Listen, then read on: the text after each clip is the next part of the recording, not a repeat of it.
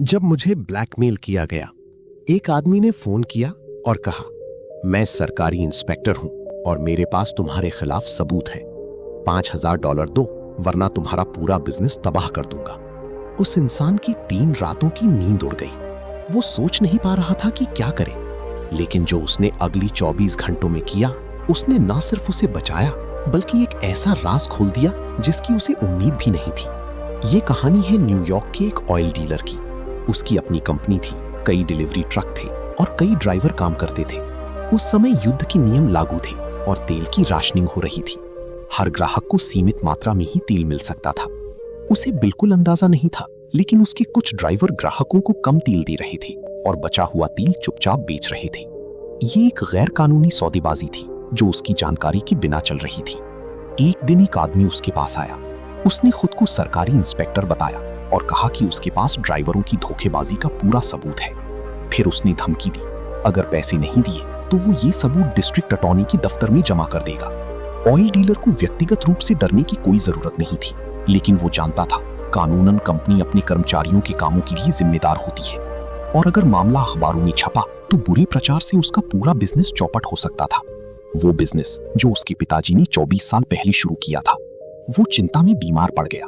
3 दिन 3 रातें न ठीक से खाया न सोया। दिमाग में बस एक ही सवाल घूमता रहा, $5000 दे दूं या साफ मना कर दूं। दोनों ही रास्ते किसी बुरे सपने की तरह लग रहे थे। फिर रविवार की रात उसने अपनी एक पुरानी बुकलेट खोली जो उसे पब्लिक स्पीकिंग की क्लास में मिली थी।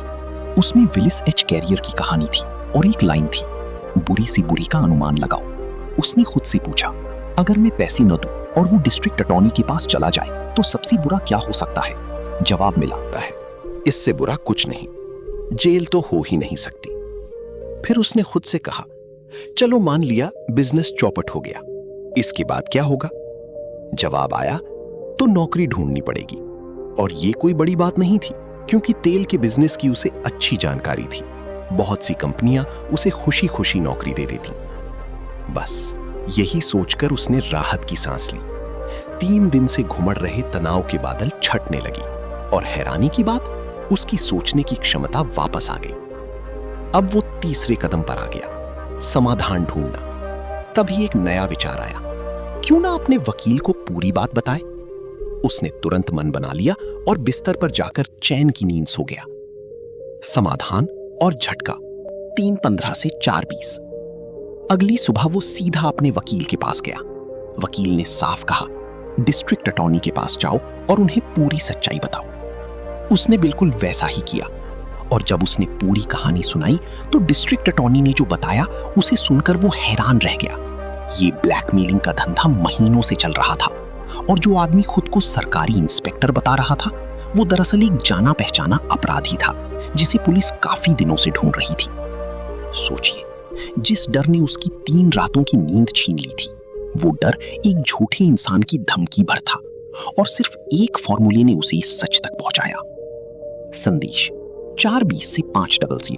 दोस्तों, ये कहानी सिर्फ एक ऑयल डीलर की नहीं है, ये हम सबकी है।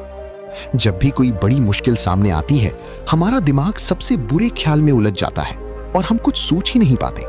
लेकिन जिस पल हम पूछते हैं सबसे बुरा क्या हो सकता है और उसे मन से स्वीकार कर लेते हैं, उसी पल हमारा डर छोटा पड़ने लगता है और हमारी सोचने की ताकत वापस आ जाती है।